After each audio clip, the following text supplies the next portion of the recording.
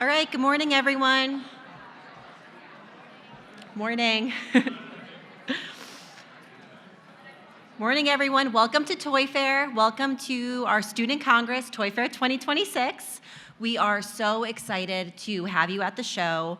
This year, we have more than 500 undergrads registered. You're all slowly coming in, but I'd like to start with a little school spirit to see who's here so far. Do we have FIT in the house yet? Awesome. How about Rhode Island School of Design? You got? Okay, I'm going to keep branching out further. Do we have University of Illinois? Awesome. How about Otis? Is Otis in the house? USC? Are you guys here? Cool. So we are represented well over the country. Thank you guys so much for coming. At Toy Fair, we have more than 700 companies out on that show floor, and they are showcasing their playthings to thousands of buyers, press, designers and inventors, investors, everyone in the world of play. These companies are having strategic meetings, and they are attending educational sessions, and they're here over the 4 days to really make connections and grow their business. And this is a great opportunity for you guys to make connections. I myself was an intern at a PR firm my senior year at Marist, and the PR firm was working in the press center. I worked Toy Fair that year, and a couple of months later, they had a coordinator role open. And now, 15 years later, I'm here running programs like this. Yeah. So I encourage you all to really listen to everyone you're going to hear from, go out there and shake hands, and really, start the launch of your guys' careers. So to kick us off today, I won't hold this up.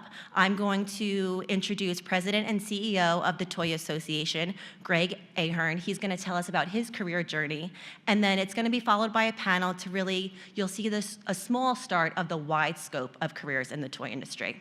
So, Greg? Yeah.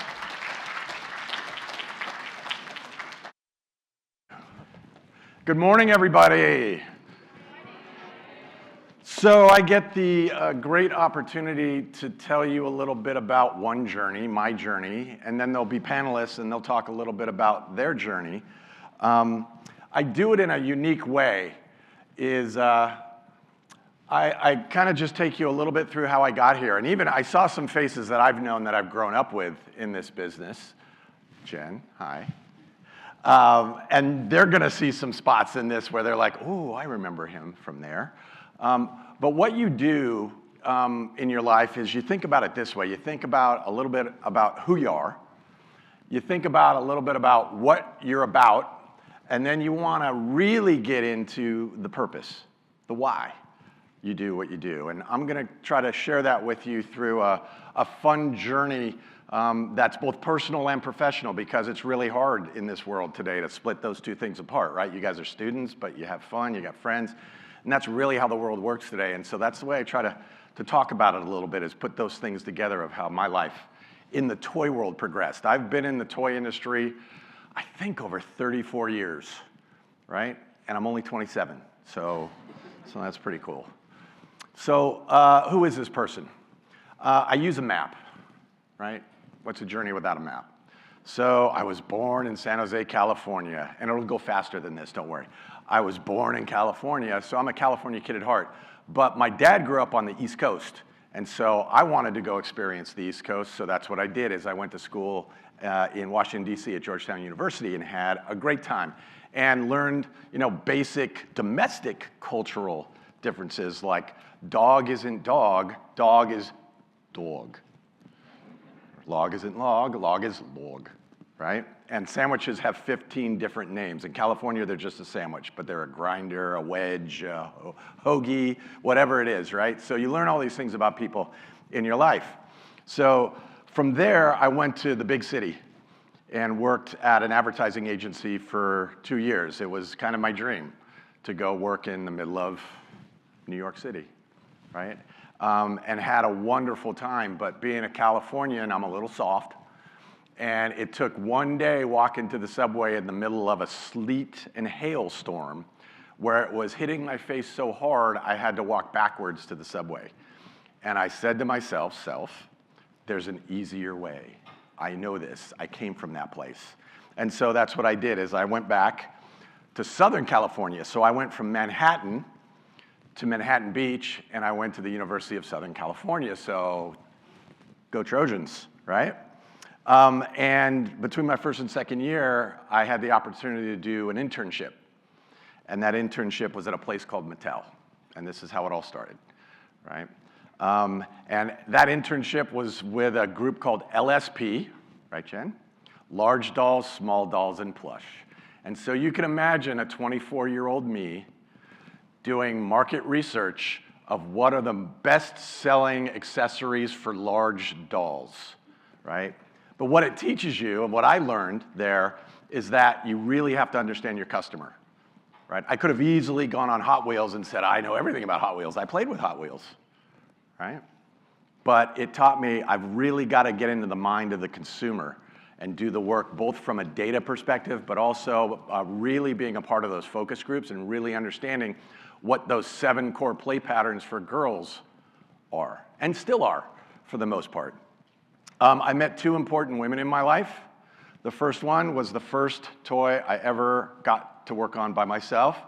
It's called Jenny Gymnast, right? And right here at Toy Fair, not in this building, but in the Mattel showrooms that were on 23rd Street, I got to demonstrate 8 times a day for 2 weeks straight, Jenny Gymnast getting all 10s and winning the Olympics, right? Because that's what we did.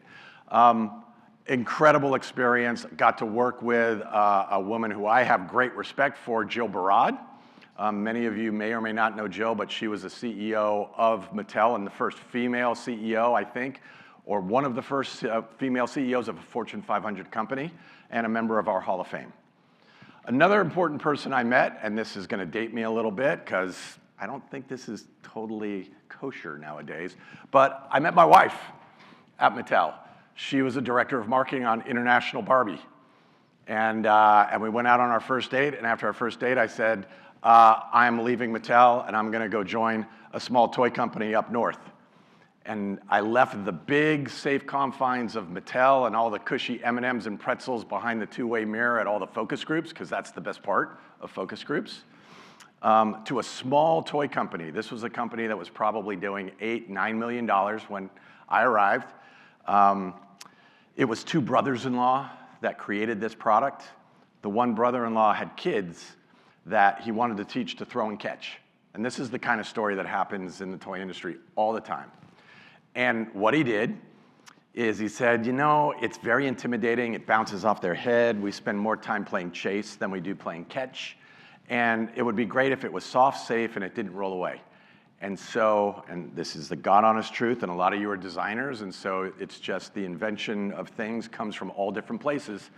He took the elastic out of the waistband of underwear, and if you take 2 poles and you wind it under tension this way, and you take a piece of wire and you tie it really tight around the middle, and then you cut the ends, that's what happens. And he created the first koosh ball. And they made 24 of them. And his brother-in-law, a gentleman by the name of Mark Button, actually was an ex-marketer from Mattel, and he saw what he had made, and he said, I think we got something here. So they made about 24 of them in the garage. They put them in one of those wooden salad bowls. You guys like have a grandmother that's got that old wooden salad bowl, right? They took it, they went to a toy store, a specialty toy store called the Wooden Horse in Los Gatos. They put them in the bowl, they put a sign on it that said, koosh ball, easy to pick up, hard to put down. And they sold them in a day. And then they made 24 more, and then they made 48.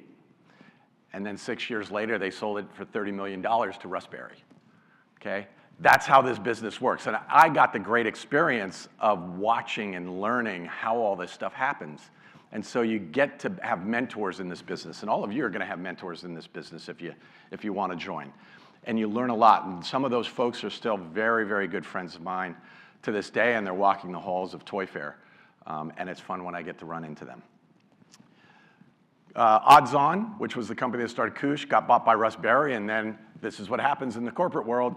We got bought by Hasbro, and I had a chance to work at Hasbro for 2 years and be part of both Mattel and Hasbro very early in my career, and it taught me the corporate side of how to do things. It taught me how to be a professional.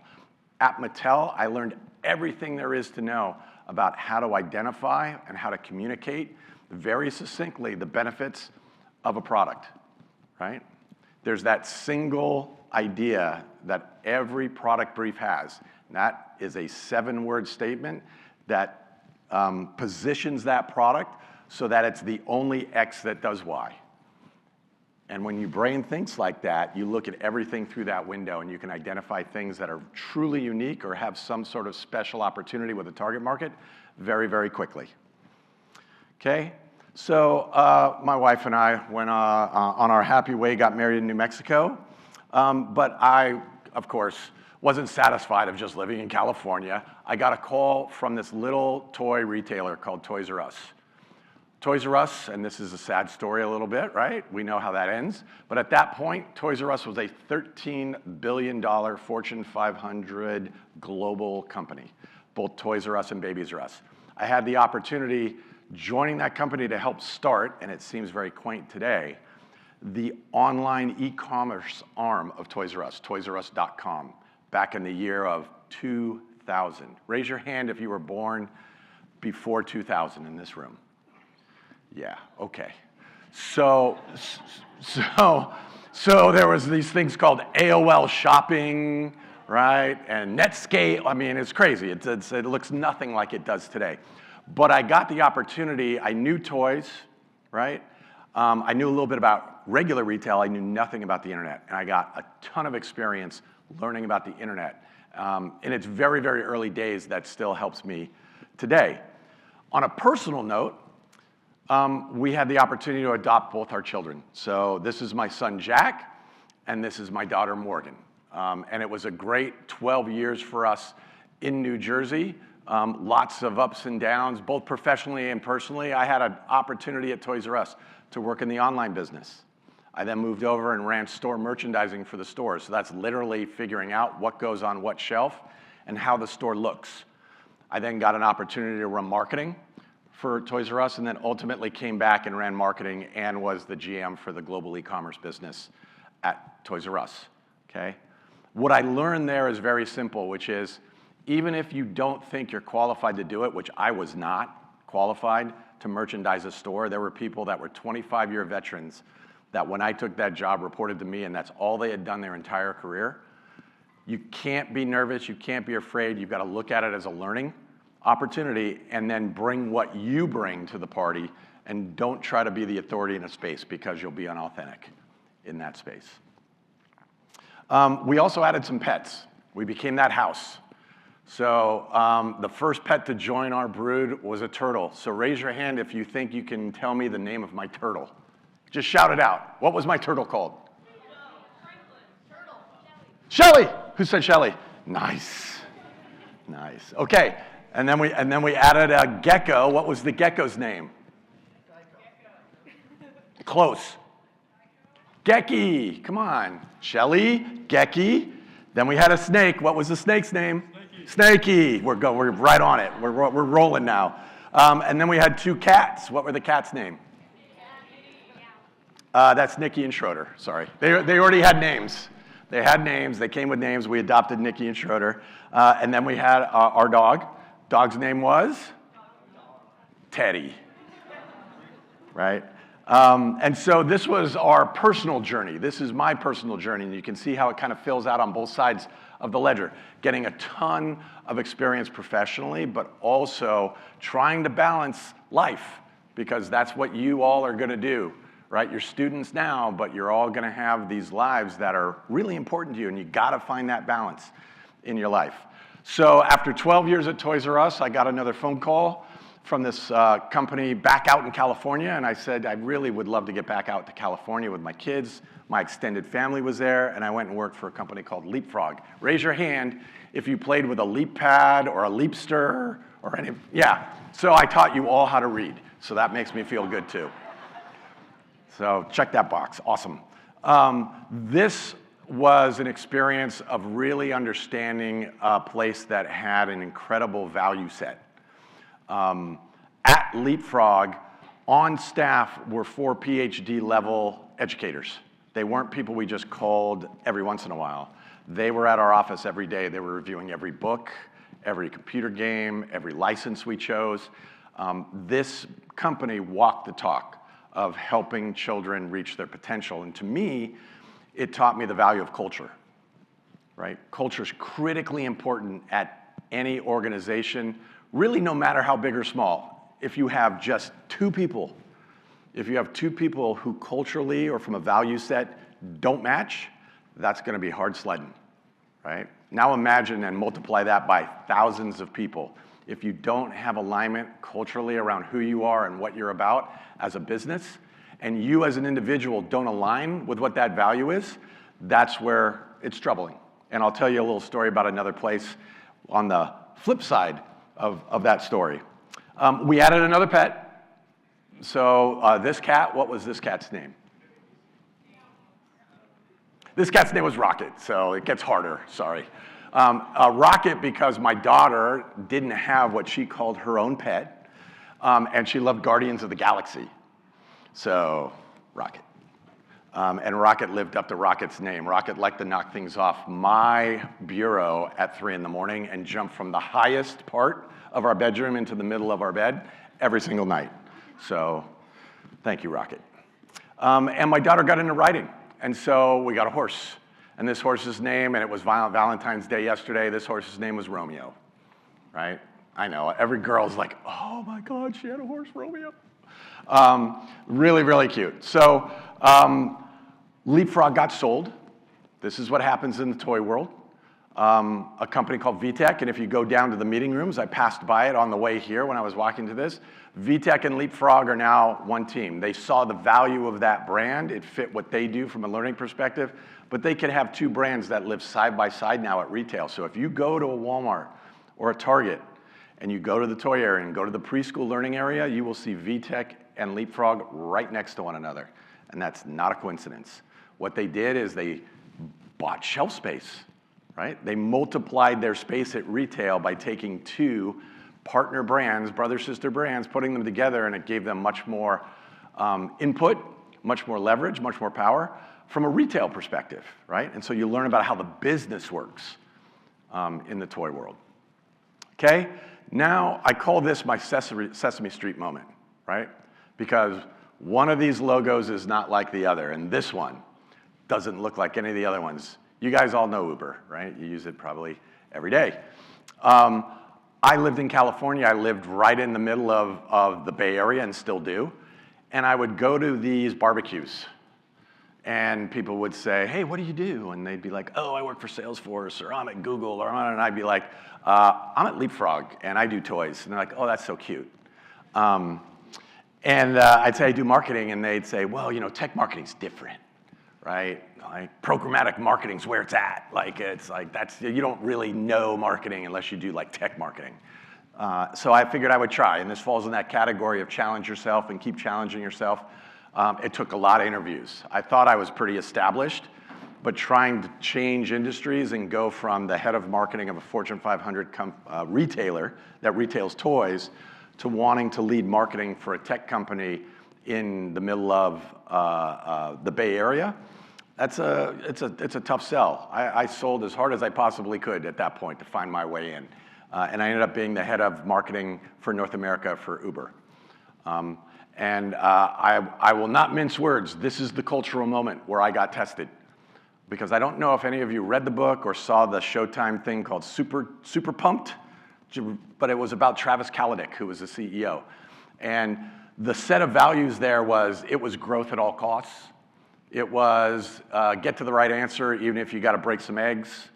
It's, be the one that comes forward, even if you got to stub some toes. They literally were just, it was a bit of a gladiator mentality, and that worked for them for a while. But they have found their way. I went in under the guise of, we'd love to have some adults in the room because my hair was gray at that point. But what you find sometimes is what they want versus what they are different things. And that's why I say to you, when you think about where you want to go or who you want to work with or the type of company you want to be at, ask them the question, what do you stand for? What are your values? And see if they fit what you're doing, right? And that's the perfect match. When you get that, that's a great place to be. I then went down to Southern California for about 3.5 years, traveled each week to go back to my original passion. I worked in advertising back in New York, right? I love the creative process. I love the strategy part of what happens here. And so I went and ran an ad agency that worked on McDonald's and Toyota, Smart and Final, lots of really cool clients out in California, and really got back to my creative roots. But I miss toys, right? And a lot of you are getting into that mode, right? You love what you do. You love the design work that you're doing. You have a passion for it, or you wouldn't be in this room. And I interviewed for this job that became available, right? And that was with the Toy Association. But unfortunately, and this is the sad part, I was going to make you happy and make you cry during my storytelling, the circle of life happens, okay? We moved, and unfortunately, Geki was the first. And then Snakey, I know, it's tough. Schroeder, Rocket. I know, Teddy, that was a tough one. That was very hard, very, very hard. And then Morgan got a new horse. She got bigger, had to get a bigger horse. This is Champagne, her final horse. And my kids got older. My son Jack now is just like you guys. He's 22, he's an EMT and goes to school at St. Mary's College in Moraga. And my daughter is a sophomore at UConn. That's how fast time goes by, right? And thank God, when I moved and took the position as president and CEO of the Toy Association, my daughter stopped riding because that is the most expensive sport your kid can get into, and it was the best day of my life. Well, second best, getting married to my wife. I got the opportunity to join the Toy Association, and what it did is allowed me to get back to my roots, right?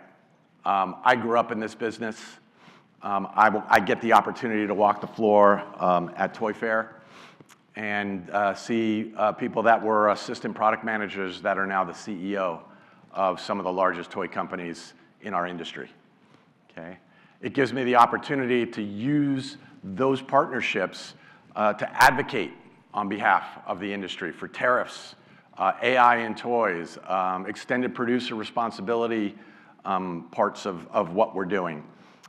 We get to put on major events like this. We get to engage our members. We get to give them information and help promote their products. And the one that I like the most is the giving back part. We get to do the Toy Foundation.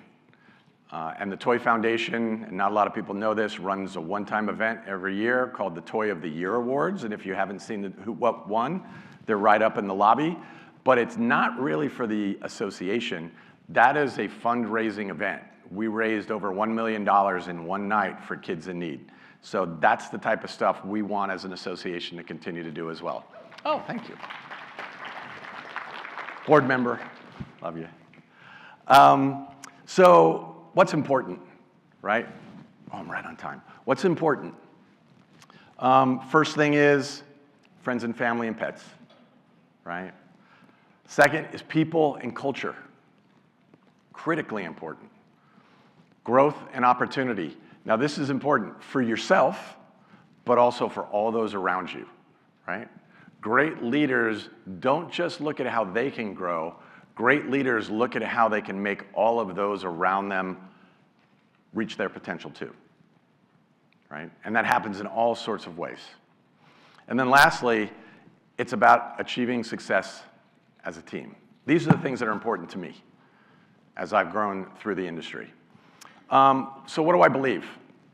All right, these are the most important things that I talk to in every organization that I get a chance to be a part of.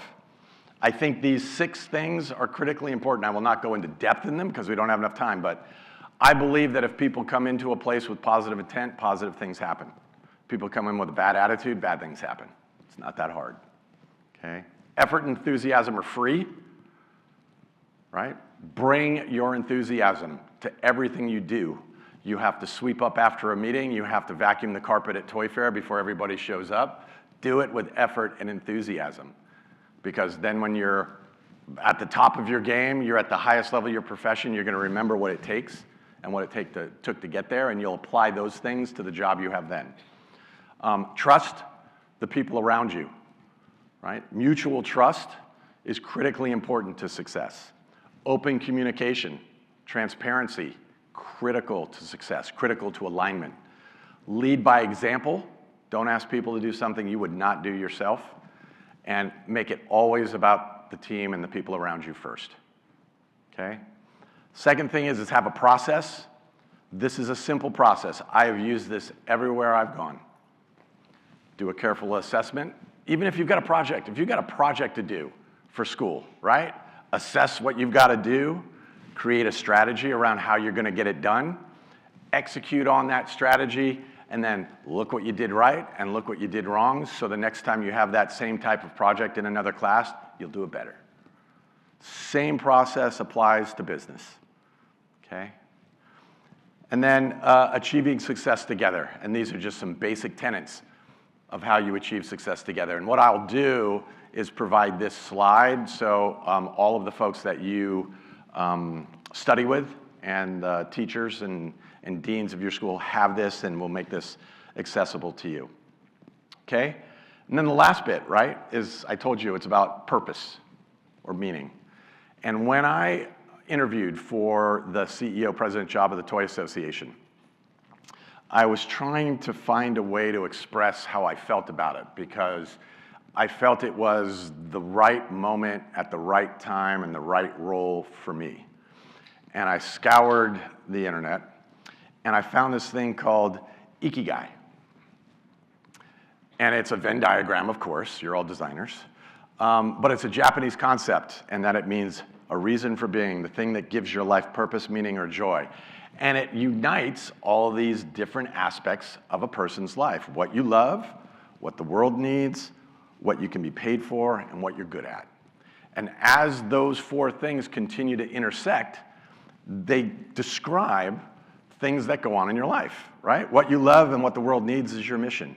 What the world needs and what you can be paid for is your vocation. What you can be paid for and what you're good at is your profession, and what you love and what you're good at is your passion. And if you can get those four things to align, you have a real sense of purpose, right? And I'm pretty lucky most of the time, 76.5% of the time, I'm on purpose. Other times I'm like, why am I doing this, right? But you find this meaning, and you're very young. All of you are at the very, very beginning of your careers here in the toy industry. But think about this in your everyday life. Think about where you want to go. I ask people in interviews, right? I ask the magic wand question. If you had a magic wand and 5 years from now, what would you want to be doing? Because you'll learn a lot about somebody, right? When you ask them that question. Ask yourself that question. Where do you want to be 5 years from now? Where do you want to be 10 years from now? Put yourself in a place where you create a strategy and a plan and how you want to get there. You will be surprised how fast you get there when you have a plan. Great. Thank you so much. We're going to now move on to the second portion of the show.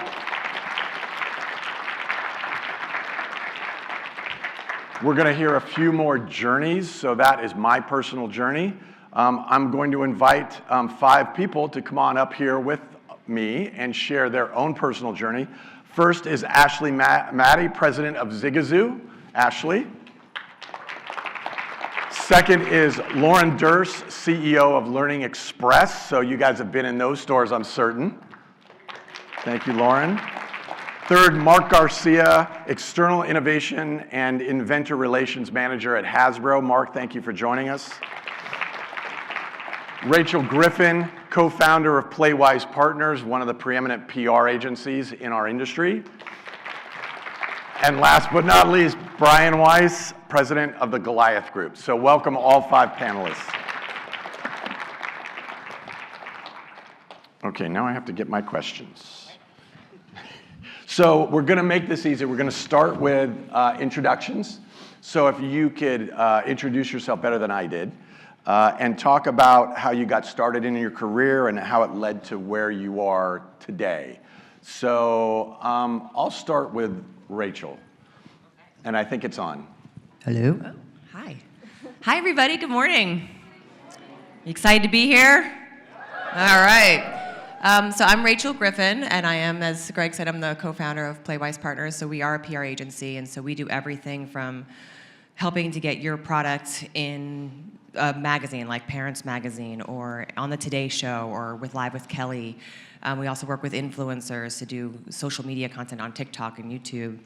But then we also do corporate PR, so getting your brand message out or social responsibility, or even though I'm terrible with math, help with investor relations and things like that. So it's really, really, it's fun because it's multiple toy companies that we work with. We actually we're family focused, so we have a music client, we have a book client, we have a toy client, we had toothbrushes at one point, so it's a lot of fun because it's all different spectrums and there's play in all of those categories, which is fantastic. How I got here? Well, I was born in 1978. No, I'm just kidding. No, I actually went to the University of Delaware, and I was an art major with a concentration in photography, and I do nothing with that now. So I flew to California to work in the entertainment industry, work on movie sets and TV sets, and when I got there, I met my soon-to-be boss, and she's like, "Oh, you're here." And I was like, "Yeah, I spoke to you 2 weeks ago. I told you when I was arriving."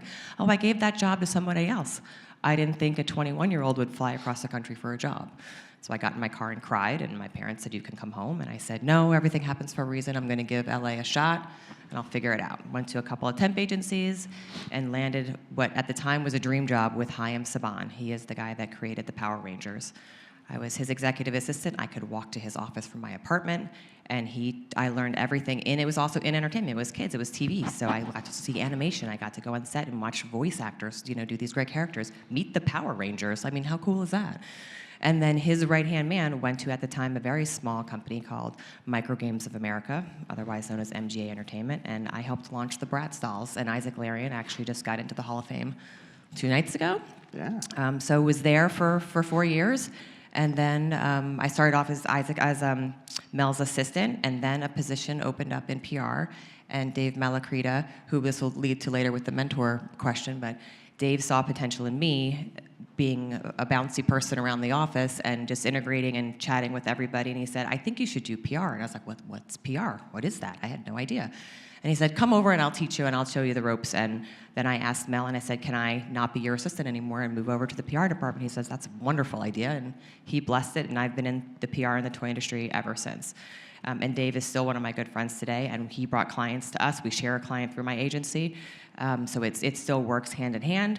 From MGA, I went to Spin Master Toys, and I was there for another 5 years, launched the Spin Master Games division, launched Paw Patrol, and a bunch of other great items. And then from there, I briefly thought my entertainment career was calling me, and I went to Nickelodeon.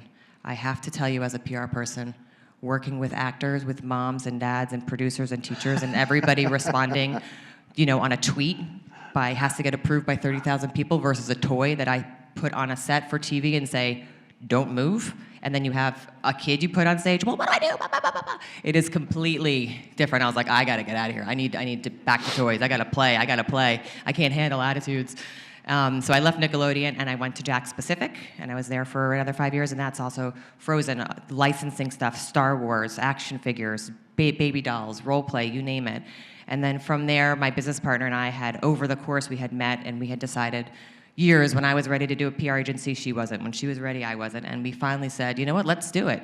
So we created PlayWise Partner, and we launched 6 years ago at Toy Fair, and a month later, COVID hit. So everything happens, and thankfully for us, we were working remote regardless. She lived in Utah, I lived in LA, and it's been great. So we're 6 years in, and we have multiple clients, including FAO Schwartz here in the city, a bunch of other. Magnetiles has a booth here, PMI. Greg and I worked together before he joined the Toy Association with a company called Readyland. It's interactive books. So lots of fun things, and you just go with the ride. So that's kind of how I got here. You take the wave. Great, thank you so much. Mark, why don't you share a little bit about your journey and what it took to get to where you are? Sure. Can you hear me? Yes. Okay. Popular Mechanics. It's a magazine. I don't know if you guys read magazines, but I found the term industrial designer, and that's how I came to this wonderful world of toys. But since you're students here, I'll start off with education. Industrial design, Academy of Art, University in San Francisco, class of 2013. Stanford Graduate School of Business, lead executive program, class of 24. I was a former designer on Disney Princess, Cars and Planes at Mattel. Go Red. Go Red. That's awesome. After that, I moved back to San Francisco Bay Area, where I'm from. Got to work with Kid Group, which is a toy and game invention agency, the makers of, inventors of Bop It. I became the senior designer all the way up to design director, where I learned that I was actually an inventor rather than a designer per se. That was my design style. I'm a co-founder and managing director of a small boutique consultancy called Rogue Innovation Design that I started in COVID because I wanted to help aspiring entrepreneurs realize their vision. Currently, I am an external innovation manager for Hasbro, where I manage the action brands, which is, as an 80s kid, it's like a dream job. I manage Star Wars, Transformers, G.I. Joe, Marvel, Power Rangers, and many more. And so I'm just basically a big kid that gets to play all day. Additionally, I'm a adjunct faculty at the Academy of Art, where I teach industrial design. And then my hardest job, I work as a 4th and 5th grade art teacher. I teach them exactly what I teach at the Academy, which is industrial design process, but I simplify it to where they essentially learn the simple skills of drawing, the amazing skills of imagination and ideation, and then the thing that they love the most, they won't even go to recess or lunch, but where they build really simple cardboard prototypes out of cardboard, paper tubes, duct tape, and hot glue. The hardest job I have, but the most fulfilling, because it's essentially, they're the young versions of you. That's my story, and I'm sticking to it. And it's a good job working Star Wars, Marvel, Power Rangers. My gosh, that's got to be a ton of fun. Lauren, why don't you go next? Sure. Learning Express is a retail toy franchise. So we're a chain of 80 locations across the U.S. They're all independently owned and operated, so families own Learning Expresses, manage their own locations. And at the corporate office, we provide support. And that comes, we start with store locations, lease negotiations, figuring out what product goes into the store, marketing, store support once they finally open. And that's what we do at our corporate office. My journey began a little while ago. My mom actually founded the company. It'll be 40 years in 2027. And a Hall of Famer. And she's a Hall of Famer. It was a phenomenal honor, incredible moment last year. Very grateful for that. And I was about 5 years old, and she found that shopping for toys wasn't exactly the experience that she wanted. She was, going with my brother and me up and down the aisles of pink and blue and black, and she wanted a different experience. She wanted to find a more curated educational assortment. So she put my brother and I in the car, and she went up and down New England looking at all of the local toy stores in the area and figured out exactly what she wanted to do. And she opened a toy store in Acton, Massachusetts. That was the first location. And it started as actually a fundraiser for my preschool PTO. And it was all run by teachers, parents of the students, and all of the profits went to the preschool. And it was so successful, she decided to open up her own location in Needham, Massachusetts. That was successful, and she decided, I want to grow this. She didn't have enough capital to do it on her own, and read, I think, in Inc. magazine that franchising was a potential growth strategy. So she went to a professor of franchising at Boston University and asked his opinion, and he said, absolutely not, that's a terrible idea. A lot of franchises make their money by selling products to their franchisees, and that was not the strategy my mother wanted to do. She wanted to negotiate terms with vendors so the stores could purchase it on their own, but what she wanted was to provide the support, not the product. So she was told no by this professor. My father certainly wasn't into it either, and she said, you know what, I'm gonna do it anyway. She put an ad in the Boston Globe, and a man named Chip Will answered it, and she opened up her first franchise location in Andover, Massachusetts. And it just exploded from there.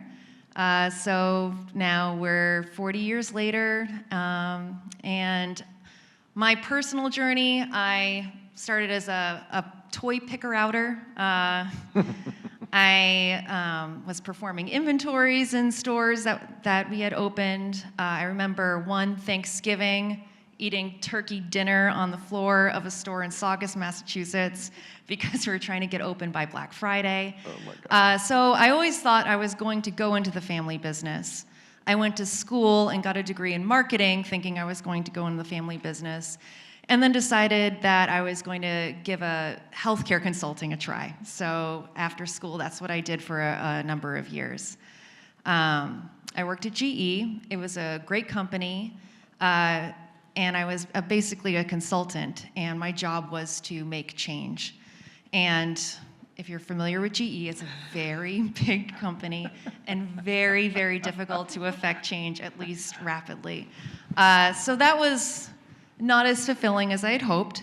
And so I decided I'm going to go back to business school. I'm going to kind of reframe and get ready to join the family business. So of course, after that, I decided to go into the athletic footwear industry and worked at Nike, which was also a phenomenal company. I was also performing a consultant role, and I found the same challenge.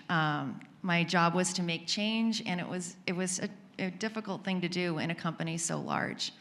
I had met my husband in business school, and after a year at Nike, we had a talk, and we said, okay, we're going to get married. What do we want to do? And we made the pretty easy decision to go into the family business. So one of my goals working at Learning Express was to learn it all. I had worn a number of hats before, but I've pretty much done everything minus IT and franchise development. I leave that to my husband. But I've been a buyer, I've led the marketing team, I've provided store support, I've owned 2 locations, which was by far the most fulfilling experience that I've had. And now I'm running the company after my mom is retired. So that's my journey. That's a great story. There are so many family stories. You'll learn this if you get involved in our industry. It's a very family-driven industry. I mean, even corporate names are family names. So Hasbro is named after the Hassenfeld brothers, Hasbro. And it was a multi-generational family business. So it's really and your story is exactly what this business is all about. So it's a great story. Brian, I'll send it all the way down to you. Testing? Okay, good. Hey, everybody. I'm Brian Weiss. I go by B Weezy because I like to make things easy. Be Wheezy? Yep. Yeah, so my journey in the toy industry really started from birth. My father was in the toy industry as a sales rep. And from the bright young age of 5, he would take me to the toy building in New York, which is where Eat Elite is now on 23rd Street. And I'd be all excited. I'm going to the toy building. I'm going to the toy building. And little did I know, I would be going there. I'd be cleaning shelves with Windex. I'd be setting up toys for shows, but really learning the industry in different categories. So we represented a bunch of different lines. Some were dinosaurs, some were electronics, some were children's books, some were plush. But I got to learn all the different categories of the toy industry. And as I grew up, I started to really like it and learn more and more about it and say, this is something that's pretty interesting. And I went to college, and I was going to go into finance. I graduated Cornell in '97, and unfortunately, my mom got sick at the time, so my dad's like, could you run the business while I take care of mom? So I went into the business for a few years. Fortunately, my mom got better for a little while, and then I said, I'm going to go into finance. I'm going to go to Merrill Lynch and work there for a few years. I went there, and I couldn't believe I liked selling toys more than money. I'm like, who doesn't want money? It's going to be the easiest thing to sell because it just goes up, everybody wins. But that industry was totally not for me, and I came back to the toy industry and worked with my father for a few years and started representing a lot of different toy cos to Amazon and Toys R Us and a lot of the Northeast retailers. And then as the toy industry grows, if you do too good a job as a rep, they don't want to pay you commission. So a lot of the companies said, well, you're out unless you want to work for us. And one of those companies was Jakks Pacific. So I worked at Jakks Pacific for 7 years, and I managed everything other than the big accounts.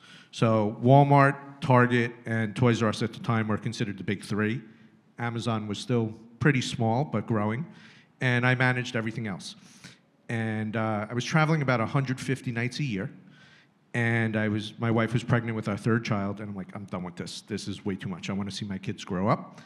And I started my own company, starting repping like my father previously did, but having a corporate knowledge of how things are run. I did Toys R Us and Amazon, and I would take red eyes on like a Monday night to Seattle or reverse red eye, and then come home the next day so Toys R Us wouldn't know that I'm selling to Amazon too, because they didn't necessarily. Don't look at me. I wasn't you a were buyer. Toys R Us at the time, and really started to grow. And I represented a lot of different companies, and one of them is J-Roo, which was Jack and Russell, the kids of the founder of J-Roo. And some of the smaller companies that became bigger companies was Wicked Cool Toys, which was now part of Jazzwares, Moose Toys prior to Shopkins, and then Shopkins came out. And it just kept growing and growing. And then Toys R Us decided to work with finance, another reason I hate finance, with private equity. And they went under because of private equity, not because of Toys R Us. Toys R Us actually was pretty profitable if it wasn't for private equity.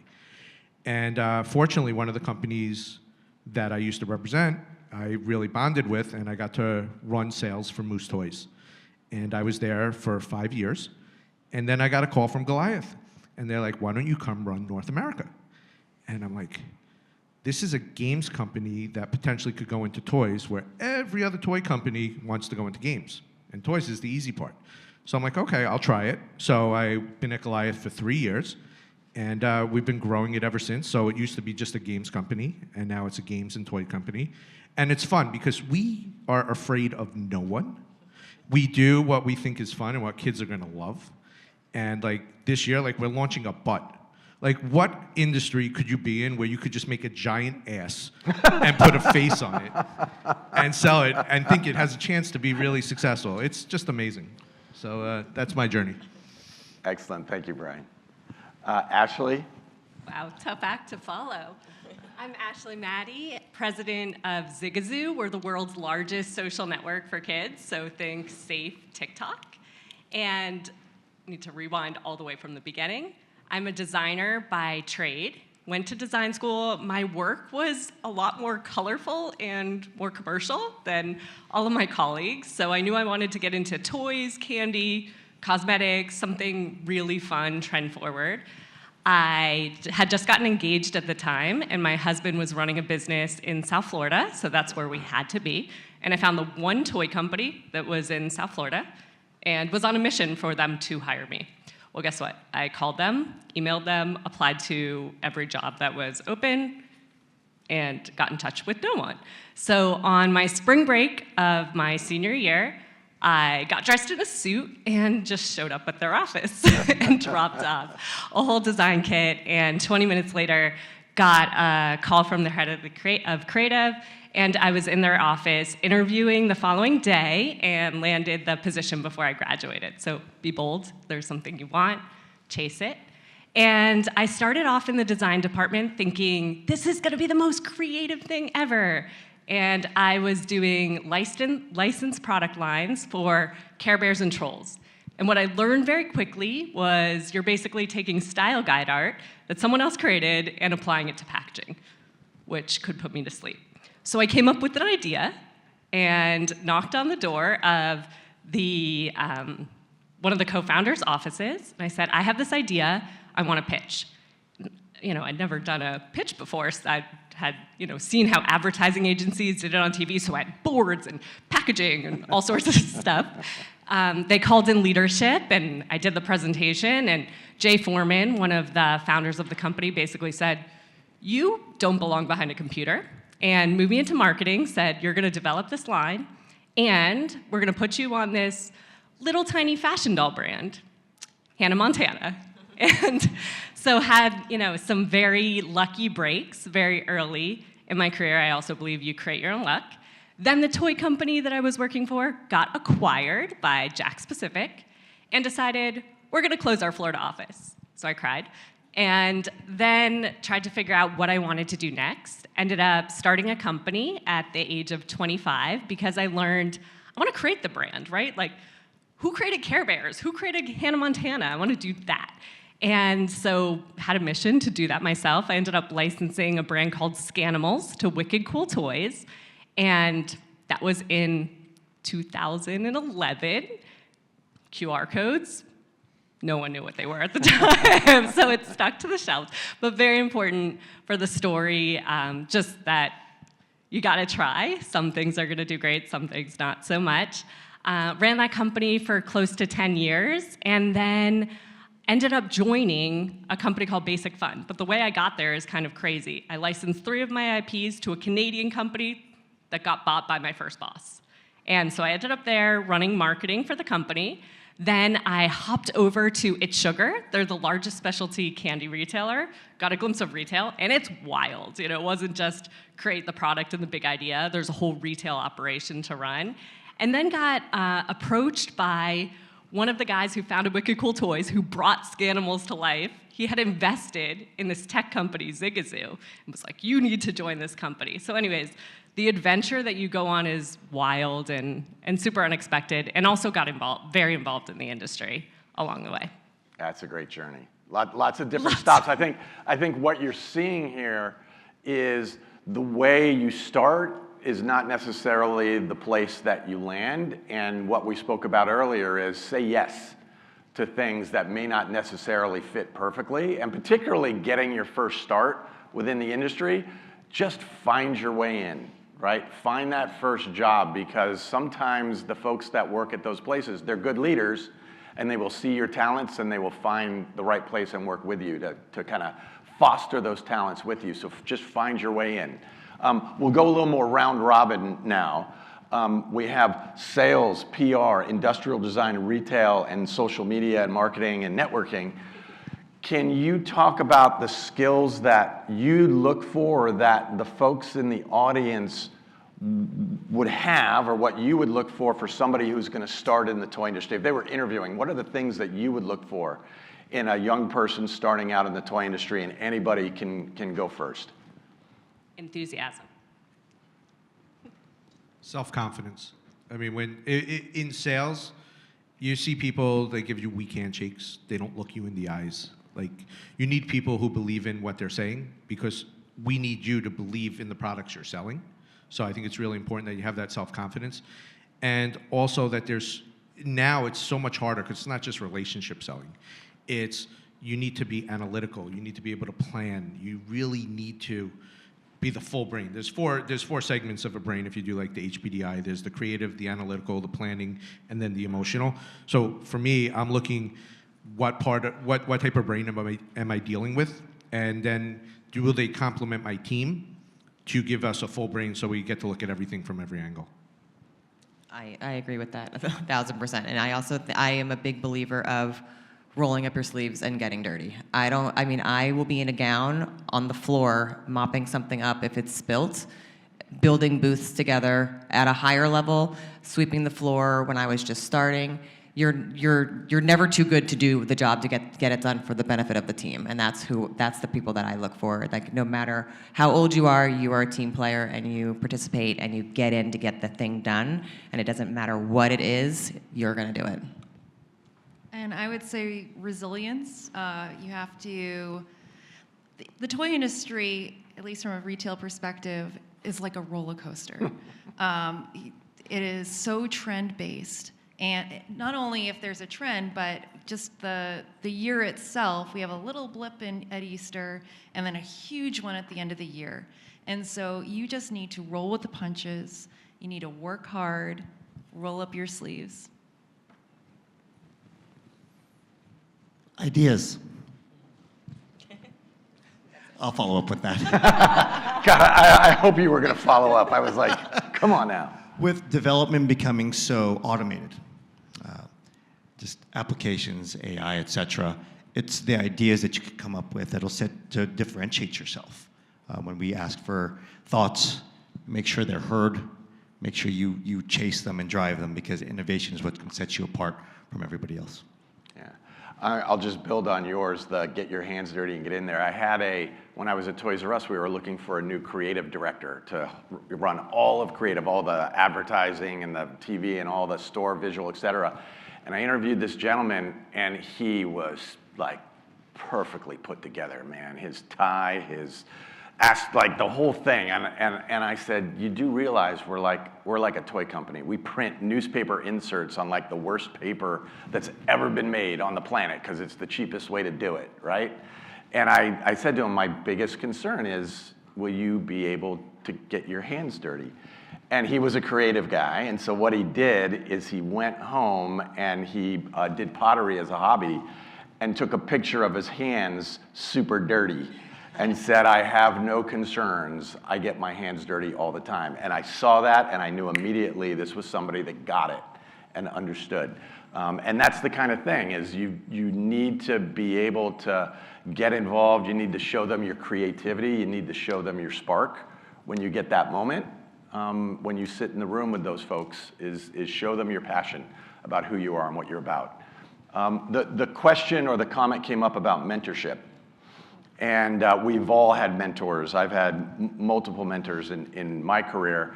I'm wondering if you could talk a little bit about a mentor in your life, how they came into your career, what they meant to you, and maybe what you learned from them. And again, we can go any direction. Ashley, why don't you go first? Yeah, I'll start with that. I feel really lucky because I have more mentors than I can count on a hand, and that is amazing. One of my mentors is Jay, who I met at the beginning of my career, and he became a mentor just because he saw something in me before I saw it in myself. And I had the fortune to get to work for him twice in my career.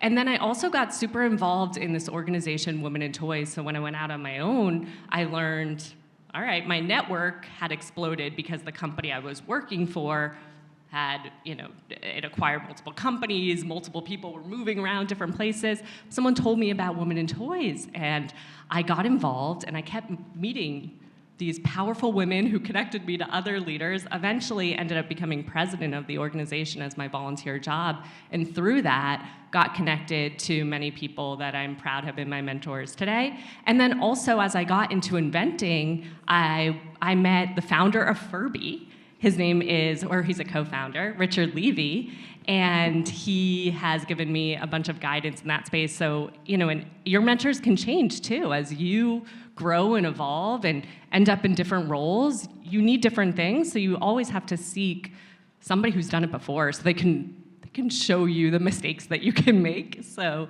you don't have to make them yourself. I feel like I'm cheating here. The obvious answer is my mother.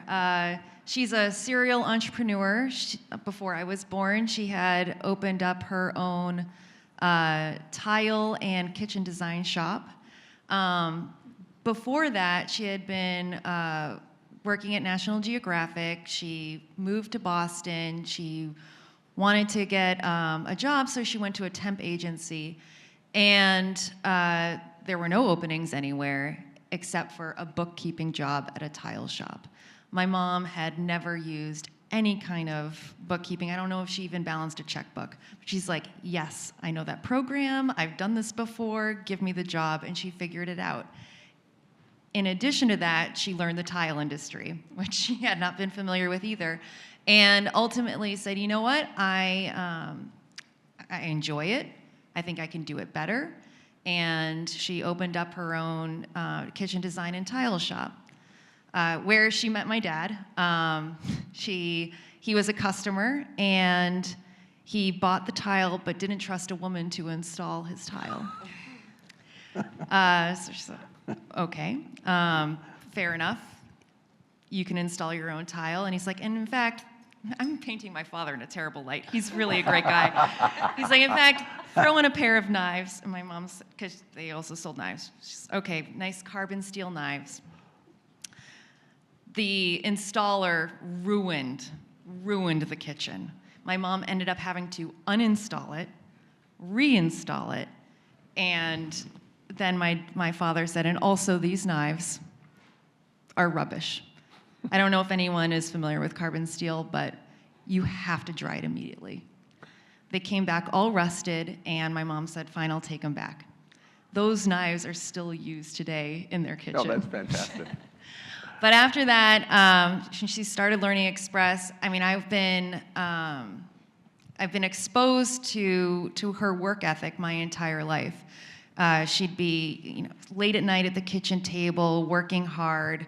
I've observed the relationships she's had with our store owners, our vendors, rep groups, and she really, not only her work ethic, but her ability to take risks, made me feel like anything was possible.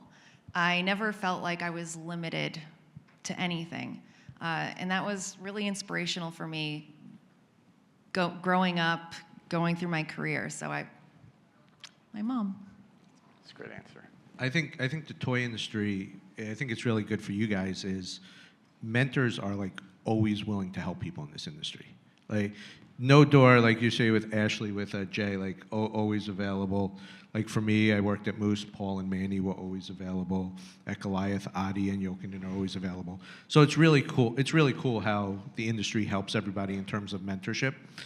I would say for me, in terms of individual mentors, never really one, but it's pieces along the way of what you absorb. So my father, complete relationship salesman, almost like a used car salesman. But then there's other people you meet in the industry. I met this gentleman named Dan Cooney who taught me about spreadsheets and left to go and order chasing and building ladders. And then you start to marry your relationship selling with your analytical selling. And then you meet other mentors who say, take data and weaponize it and use that data to be even better in sales.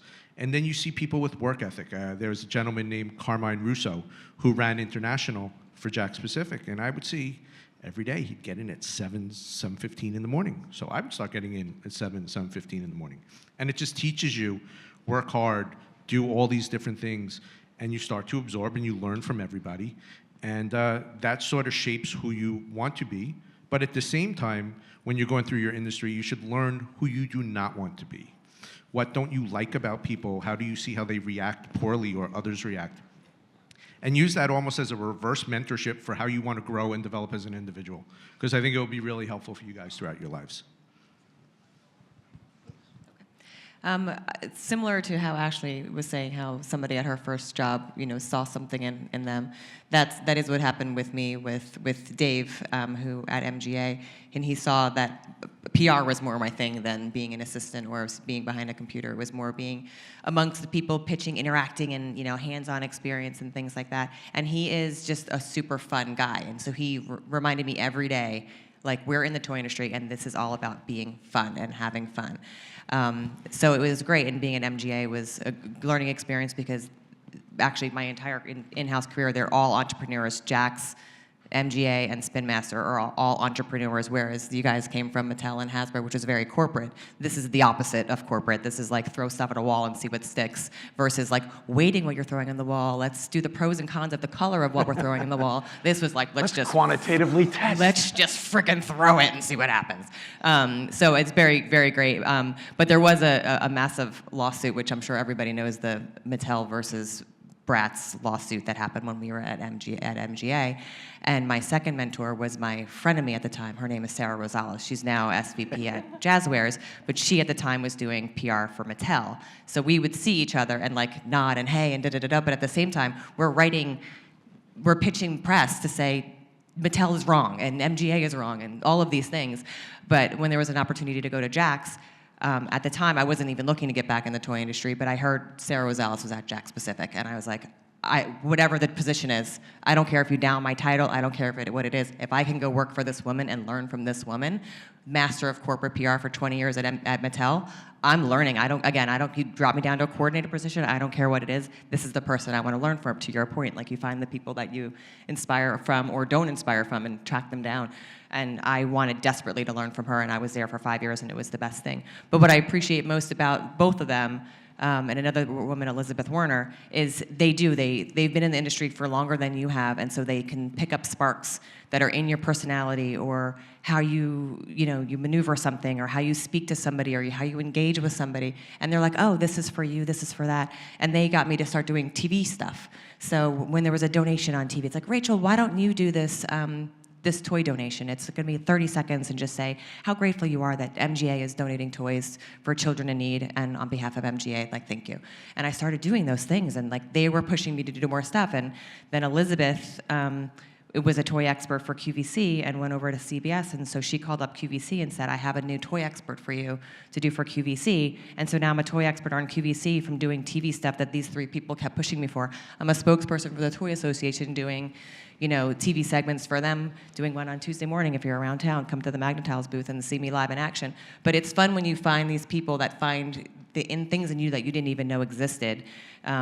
But find those people out there that are doing the passionate work that you aspire to be, that you look up to, just on their values, to what you said before with your passion and values and what, you know, why do you do this? Find those people, and then it will work for you, and you won't even see it happening. It's like osmosis. Like they work you and tweak you and like help you become a better person just by like breathing on you. Like it's magical. So they're there, and we're all up here, and we're all happy to speak with any of you guys. But yeah, find the people that with the things that you're passionate about, and I'm telling you, it'll change your world. Wow. Awesome. I've been really gracious, or people have been very gracious to be my mentors, from the Chief Design Officer at Hasbro, Dean Carley, to the inventor of Bop It, Dan Klitzner, to the Senior Vice President of Entertainment, who brought Evie to the baby sister of Peppa. But the most critical mentor that I've had was the late John Francis Marsh. He was a notable artist in the Automotive Fine Arts Society. He was my drawing instructor, and we had a lot of conversations over a book that he mentioned. I love books, and it was a book called Atlas Shrugged. It was like 700 pages long, but I devoured it over a summer, and when it came back, had a lot of conversations with him. Turned from conversations to friendship, and then from friendship to mentorship, and then I started interning for him. I shadowed him to become a consultancy into a consultant role.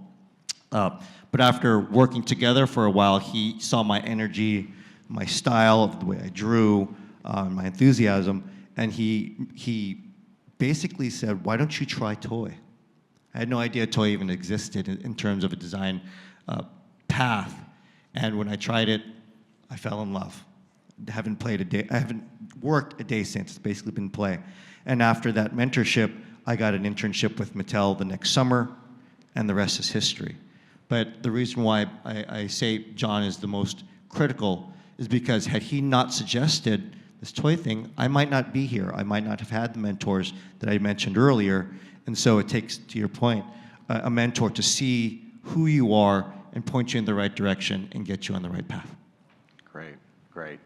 Now, before I do our last question, planned question up here, I'm going to ask everybody out in the audience, think about a question, because after we're done with this one, I'm hopping down and I'm going to be with you guys for 15 minutes.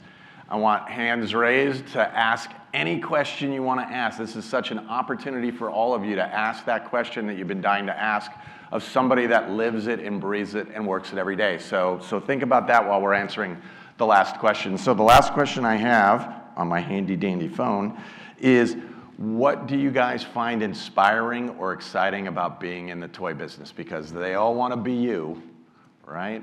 So should they want to be you or not? So what do you find exciting about being in this business? I'll take this one.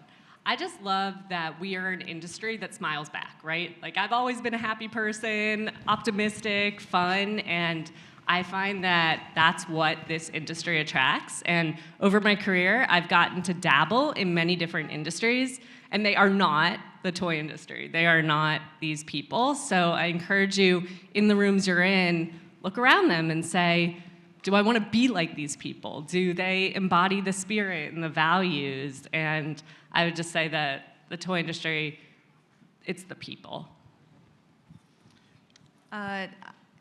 For me, it is the power of play, and toys plays a huge role in that. Play is critical to childhood development, and so this industry, I think, is just so important, especially with screen time taking up so much of children's day-to-day. Toys allows kids to have that hands-on play that will really help them grow. And having 2 kids myself, seeing that firsthand, it's just become even more important. Okay.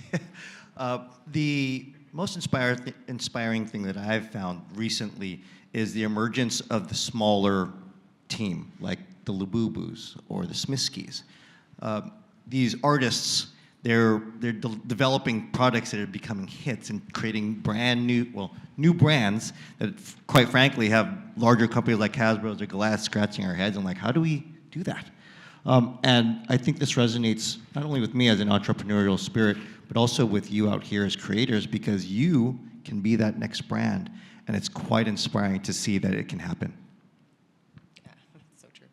I'm kind of almost combined because I love that I'm a big kid. I'm going to be 48 years old, and I lay on the floor and let people drive remote control cars over me. I'm spinning around on Razor scooters, getting slimed. Like, it is so much fun, and I'm getting paid to get slimed. Like, it's just ridiculously fun. So the fact that I'm a grown-up and I get paid to be a kid is amazing. And this industry is so fun. I know we all joke, and you guys are all gonna nod your head when I say this. We are like the mafia. Like, once you're in, you do not leave, because it is so much fun. And you try to leave, you try to go to finance, and you can't, you come back. You try to go to Nike, and you come back. Like, we love each other. It is very rotational. Like, you're at a company for 4 or 5 years, you go to the next one. The company that you were at before is not mad that you went to the other company. Like, good luck, that's great. You know who's there now? Brian's there now. Tell him I say hi. Like, it's so supportive and so nice that this is why I love the industry so much, is because everybody is a cheerleader for each other. And even if you're a competitor, you're still a friendly competitor. You're not really knocking somebody down. You're still lifting them up. Like at the Toadies, it's proven point. There's toys out there that are similar. They're in the same categories, and when the other person wins, they're still standing up and applauding for their competitor that won the Toy of the Year award.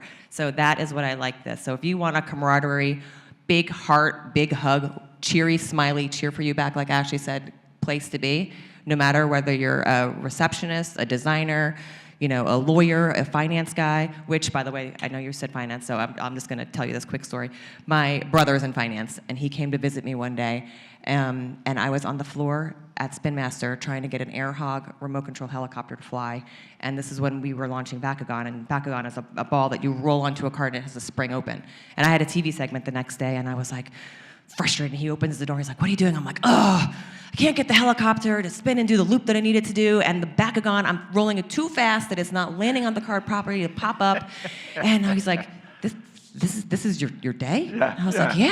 yeah. He's like, do. this is your struggle right now? Yeah. He's like, yeah. He's like, God, I was just on Excel sheets for 4 hours, and I have to do the sums of this. And I was like, oh, you picked the wrong profession. Yeah. So anyway, I love this industry so much.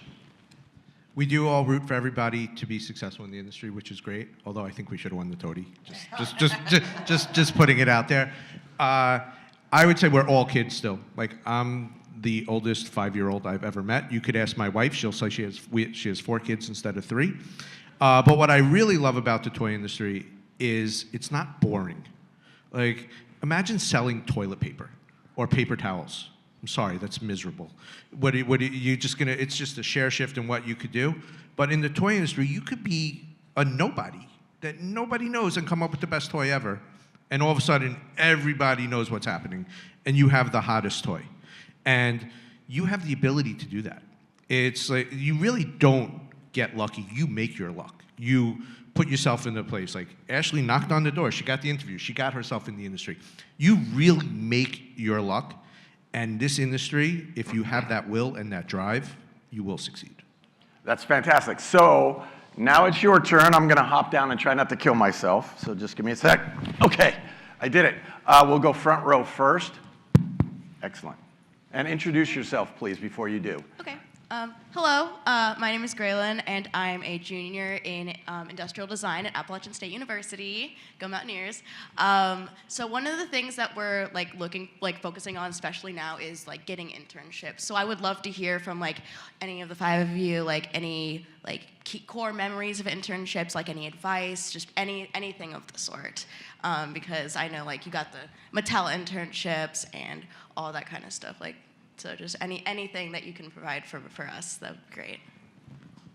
I once met an intern on the show floor of Licensing Expo. Just happened to be walking the halls. Someone's little sister was there. So I would say you guys are all at Toy Fair. You could meet anyone. Ask them if they have internships. They just might be looking. Yeah, we work remotely. My business partner's in Utah, and I'm in Los Angeles, and our interns are in Syracuse, outside of Colorado, and in South Carolina. So there are virtual internships for companies. So if you're based in, at USC, or you're based here at, in RISD in Rhode Island, you can intern with another company that's based in Texas or, Chicago, if that is what you want. So don't be intimidated by where their location is. They can make, exceptions. This might sound super typical, but your portfolio, make sure it really shows your point of difference, whether it's innovation, your process, whatever it is, because when you have that opportunity to show one, everyone up here is busy. They have about 30 seconds. Don't say I said that, but a very small time to review your portfolio, but if you can find a point of difference to be able to communicate who you are as a designer, as an innovator, your portfolio is key. And to build on that, when you're applying for the job, cover letters are important, and tailoring them to the specific role you're applying for will make a difference. There are so many times you're getting cover letters that you can tell are just copy and paste for whatever job they're applying for. And the ones that really stick out are the ones where you can tell that the person is passionate about the role, they're excited about it, and they're applying all of their experience to the specific role they're applying for. Find the role you want to do, even if it doesn't exist. Write to the company and put yourself out there. But also, I like to say KISS, keep it simple and stupid, because if it's too long, we call it a TFLR, TR, I think, something to read. Too long, don't read, right? TLDR. Okay, we have another question here. Yeah, go right ahead. Introduce yourself. Hi, everyone. My name is Aubrey Asbury. I'm a student at USC, and I'm in Marianne Szymanski's Entrepreneurship of the Toy Industry class. I am a psychology and business student, and my stage of life right now is that I know I have a lot of skills in all different areas, and I'm trying to put them into a future. So my question is, what steps, if I want to hit the ground running today and I want to enter the toy industry, what specific steps would you, if you could go back or whatever, advise me to take to be the most effective contribution to the toy industry? Well, first of all, tell Marianne I say hi. She's right there. For whatever it is, similar to what Brian was saying, find the job that you want. But once you're in the door, just say yes. Can you stay till 9 o'clock tonight and answer the phone? Yes. Can you help me do this Excel sheet? Yes. And if you don't know how to do the Excel sheet, you say yes, and then you ask your friend next door, how do I do Excel? You yes it, and you get it done, no matter what it is. Like we said earlier, roll up your sleeves and get dirty. And then from doing that, you'll learn the positions and the fields that you want to be in. Because if you're helping the design team, build a model last minute because the first one broke in transit, then you may be like, oh, I like being a model maker, or I like designing this. Or, you have to do a marketing presentation and somebody got sick, so they need help putting a PowerPoint together. Can you help this? You'll learn, to your point earlier, the color coding of what the Care Bear's exact, color is for the pink bear, and you'll learn all these things and maybe be like, wow, marketing is really cool. Or, hey, somebody is sick on the floor. I need you to come in here and talk about this brand to an influencer and help them get it correctly on TikTok or something like that. And you'd be like, wow, this is really fun. So yes to everything. And then your passion will follow when you see what the grunt work is for each division, and you'll find it from there. I think just getting on the bus, you can always move your seat. And then some things just to consider, if you don't know what you want to do yet, joining a startup or a smaller company, you're gonna do everything. So if you want to try to do everything out of the gate, that's a great way to test things out. And I'll throw one in. The law of big numbers which is the more places you try to get into, the more opportunities you're going to have to get in. So I know everybody in here, and I was the same way. You have the like, this is the place I'm going to work. They're like perfect for me. And that might be great. But use the opportunity to apply to a ton of different places and then give yourself options. That's the best thing in the world, is have a choice, right? And so don't be afraid to apply to a lot of different places to find that place that's right for you. Okay, we're going to go on to our next question. Go ahead and stand up and introduce yourself. Hi there. My name's Ash. Thank you for all your words today, by the way. It was really cool to hear you guys talk. I am a recent graduate from UC Berkeley. I got my master's in toy and game design. Yeah, so I guess one of the questions I had for you guys was, with the recent push for digital play experiences, especially after COVID, how do you try to, as creatives in the toy industry, balance what people are looking for with digital play experiences with social engagement and social interaction through play? I guess I'll take that one, because that is what I'm living and breathing today. I think the way that kids interact and engage with each other and play has changed so much. So at Zigazoo, kids get to create videos and challenge each other to create content, and it's just been incredible to create something that lives on a device that can get kids up and doing something to participate. So I think play can exist in so many shapes and form. And then we've created a platform that marketers can use to engage with kids. And with the unboxing trends, it comes to life in a different kind of experience. So kids can take home their toys and then unbox them and show them to their friends. So the industry is constantly changing, and it's getting more digital, and it's not one or the other. It's how do they all connect, and to what experiences, and the right time too for all of them. Yeah, she's 100% right. It's not digital or physical. It's all together. So Ash, even though you're from Berkeley and my son goes to Stanford, we'll answer that question. I think digital has really, really pushed down the age of physical toys, though. So it's like, how do you keep them engaged with the physical and then figure out how to hand it off into digital to bring them back again? And nobody has that exact roadmap, but that's what we're figuring out, and that's what we're trying to do as well. So it's a really good question without a really solid answer. Okay, great. We'll move to our next question. Hi, I'm Lila Selch. I'm studying psychology at Wellesley and marketing at MIT. I also teach first and second grade art, and wouldn't touch fourth and fifth grade with a 10-foot pole. So kudos to you, Mr. Garcia. I was just wondering, for those of us who have a couple more years until we're looking at post-grad opportunities, how do you recommend we stay up to date with an industry that's always changing, with all these overnight trends taking over?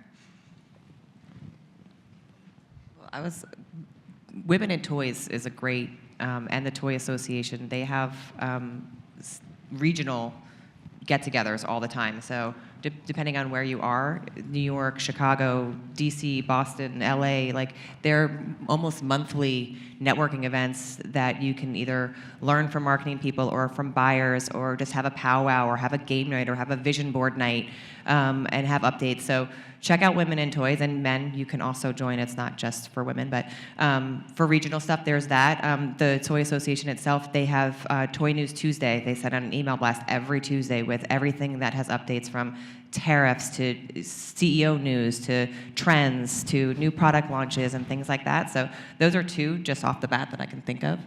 Yeah, and I think subscribe to all the industry publications. There's Toy Insider and Toy Book and Kidscreen and all these great outlets that tell you everything that you might need to know. And then you can also get these great news bites and reach out to the companies, congratulate the executives on a certain achievement, and see if they'll be your mentor, see if they'll get on the phone with you for a 10-minute info session. I think just ask. What's the worst they could say? No? And along those lines, start following some of your favorite toy people on LinkedIn. They're always posting content, new product launches, new innovations. That's a great way to find out information about the industry. It's also very entertaining. It's like literally TMZ. So like people try to get their nieces dates, and people always say, you're stealing my ideas. It's very fun to read, and you can really learn up a lot on the industry. I need to look at who you're following. Yeah. And I will put a shameless plug in for the Toy Association is every student that's in this room, you have free access. There is no cost. We love when students come onto our website and they check out all of the information that's available at toyassociation.org. It's all there for you to consume. Also, People of Play, a woman that works with the Toy Association, Mary Cousin, has a website, peopleofplay.com. It's the personality and the grassrootsy feel of the industry. You'll see a lot of personalities, you'll see a lot of fun stuff, but it's also all the current events are there. So there are so many places to get information. Okay, next question. Hi, I'm Jocelyn. I go to Lehman CUNY up in the Bronx. And right now, my question is, when it comes to speaking with, let's say, someone that's pitching or a student or something, what messages when they're pitching, basically, I don't know how to explain it, but what messages make you want to say yes? What messages for products resonate with you, have like touched your heart or anything? It could be for products or like any pitches in general. Sure. I would say start with a great story. Make sure that you communicate your process and how you got to that idea. But probably the most important thing is keep it simple. We want to hear what that point of difference is, what that vision is right from the get-go. And if you keep it simple and let that dictate the flow of your chat or discussion, that'll be quite beneficial, keeping it simple. Also, if you have a toy concept and you are able to make a video and show what that toy does in 15 seconds, 30 seconds, that helps show a toy company that this is an easy story to tell and that consumers are going to get it. So I bet many of you in the room are great at making videos. It's also another skill that you're able to show in the pitch. Fill a need. Like when you walk through the toy fair, there's so many booths, so many toys, and there needs to be a reason for that toy to differentiate itself. And not only does it need to differentiate itself, it needs to have a market. So a lot of people want to fill that void. And is it big enough to fill a void that's meaningful enough for a company to make the investment, to tool it, to develop the packaging, to put the resources behind it? So just explain why it's a need also and how you're filling that need. Last comment, make sure that when you sell it, you totally believe in it. Put all your heart into it. And lastly, listen. Are you going to get it right the first time? Maybe, likely not, but take the feedback, apply it, and get to the no's first so you can get to the yes. And as the marketer in the group, I would say, try to fill that statement out that I was talking about earlier. The only X that does Y, right? If you can figure that out, it doesn't have to be like something like perfect, but if, to Brian's point, that's the need, right? And if you can describe it very quickly and hold yourself to 7 to 10 words to do that, you're there. You have that very short idea that you can communicate in 2 seconds to somebody when they ask you. Yeah, and I just want to chime in too as the PR person. You want to have that wow moment, that whoa, that just did that, or wow, like have that little magical special sauce in there that takes the player by surprise. Okay. We're gonna sneak one last one in because I promised, so go right ahead. Hi there, my name is Amanda Anger. Yes, that's my last name. I'm from Pratt Institute. I'm an industrial design major. And I was wondering, this is kind of unrelated, how's the kid-adult market affected the toy industry in general? Has it made it easier to navigate, harder to navigate, or has it not really been noticeable? And from a retail perspective, it has expanded our customer base substantially. Traditionally, we served ages 0 to 10. Now we have college students searching for the latest Neato, adults coming in for the kidult Lego sets. It's been phenomenal in a retail setting. I don't like it. I'll tell you why I don't like it. Because it's so hard to get space in toys now, and now we're competing with a whole nother market. So unless we go into there, which we are, it just makes it that much more competitive. And if you walk in a Walmart or a Target, if there's a 4-foot section, it's not going to become 6 foot. It's still 4 foot. You got to get in there. And now they have kidult stuff in that section too, potentially. So it makes it that much harder. And if you look at Circana and you take away a lot of the kidult stuff, it's been shrinking the toy industry for how traditional toys have been successful. So it's scary. It also creates another market. And obviously, like at Learning Express, when you could sell the Lego Botanicals and you get all those kidults coming in for the Nito, it's great. But for the traditional toy codes, it's harder unless you evolve. And that's what we're doing right now. So I'd like to thank all our panelists, Ashley and Lauren and Mark and Rachel and Brian. They're not only toy industry experts, they're my friends. So thank you. And they're not lying. We're here as resources. The association is here as a resource. We're all individually here as resources. We want a lot of you to get into the toy industry. We want innovation and freshness and creativity, and it only comes with new people joining the toy industry. So we really, really are passionate about all of you making it your passion and be part of the toy industry too. So I'm going to turn it back over to Jackie, who's going to get going with the day. So thank you all for the morning. We appreciate it. Thank you.